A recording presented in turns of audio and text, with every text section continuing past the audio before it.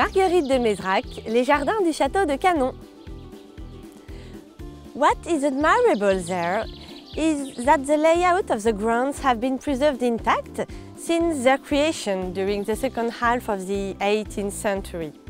And the creation of the site is certainly linked to the prodigious nature of the water.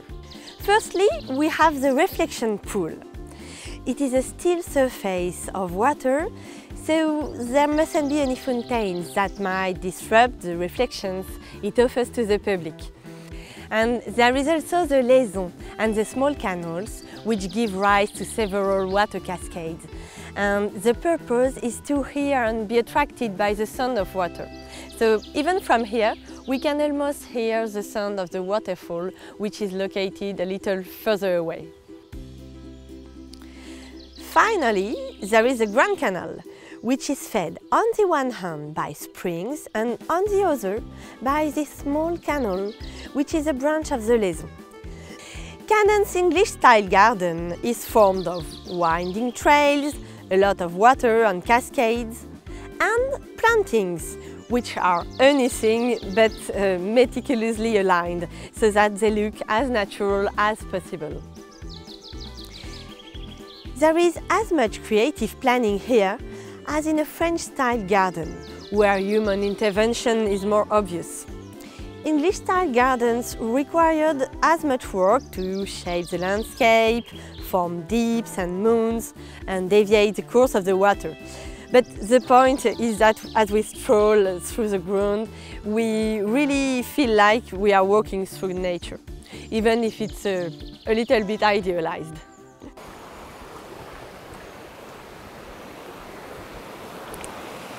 So here we are on the site of Canon's rather noisy cascade. So as you can see here, water is really everywhere. But the grounds offer also other surprises, like architectural features we are lucky to have conserved intact in our park. So if you like, I can show you a few.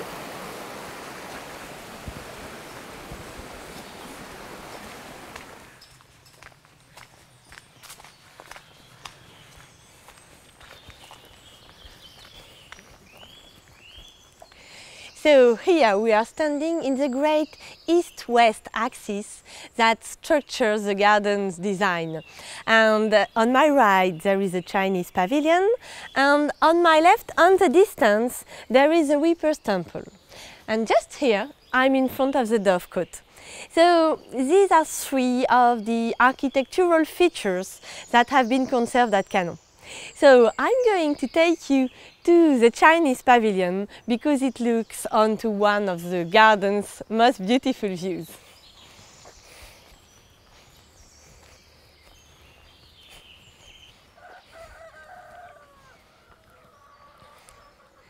So here we are in the Chinese pavilion, and it's one of the garden's most romantic spots.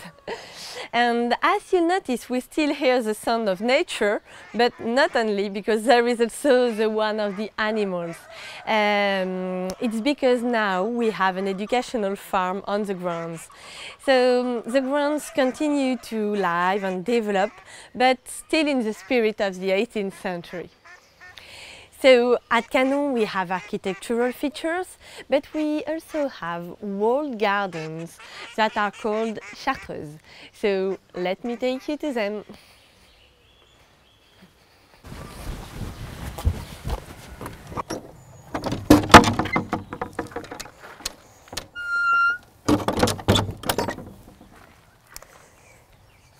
So here we are standing in the Chartreuses. So as well as being beautiful, these gardens had a specific function during the 18th century. They were used to grow fruit trees. So these high walls served to enclose and support apple trees, pear trees, and stone fruit trees, and of course to protect them from the wind. And during the 20th century, our aunts, who is just arriving now, worked to replant these spectacularly composed perennial gardens. Tiens, voilà Marguerite. Bonjour, Tante Toinette. comment allez-vous? Vous êtes venu admirer vos fleurs? Ah, je suis ravie, enchantée de revenir là. Ah bah tant mieux. Voir les pivoines. Bah, vous allez servir de guide. Je vous laisse en compagnie de Christophe et de tante Toinette. Disons que ça a été mon début un petit peu ici quand même, avec Madame de Carpentier qui m'a quand même tout appris un peu sur les Chartreuses. Alors c'est vrai que c'est quand même vraiment un peu mon domaine. Oui. C'est des serres à ciel ouvert si vous voulez. C'est quand même... c'est un truc assez unique, voilà. Vous voyez, on a juste des murs. Les plus hauts se trouvent au nord pour bien protéger. Et puis alors ça permet réellement de concentrer toute la chaleur et de faire pousser les plantes, surtout même à l'origine les arbres fruitiers. Parce qu'après, ça s'est trouvé un peu abandonné, et puis ça a été redéveloppé par Madame de Carpentier, avec la plupart des plantes qui sont là, des fleurs vivaces. On essaye aussi de respecter tout ce qu'elle avait fait, si vous voulez. On essaye de ne pas bouleverser de trop, vous voyez. Il faut améliorer, mais raisonnablement. So, as you can see, in a garden like that of Canon, passing down our heritage is something that is extremely important. And today we strive to preserve the heritage we have received as best we can. That includes the design of the grounds and our aunt's creation, that is, these magnificent perennial beds. And of course, we also have many projects, and for example, we'd like the visitors to rediscover the fruit trees that were here during the 18th century. So we have begun replanting them, and it's a project we really want to develop in the future. So at Canon, the grounds have been a family affair for nearly 400 years, so we really hope that it will remain that way for a long time yet.